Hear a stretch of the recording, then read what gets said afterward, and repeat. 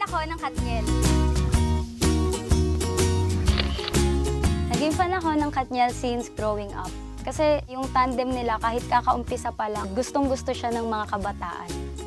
Nasa'yo na ang lahat, pati ang puso ko. Impact ng Katniel sa buhay ko. Ginawa ko rin silang inspirasyon para sa pag-aaral. Ito yung lagi namin sinasabi, hindi namin kailangan ng boyfriend dahil Katniel yung love life namin. Yeah. Sa lahat po ng Katniels na sumusubaybay sa amin, maraming salamat po sa pagmamahal ninyo. Kayo talaga ang idol namin.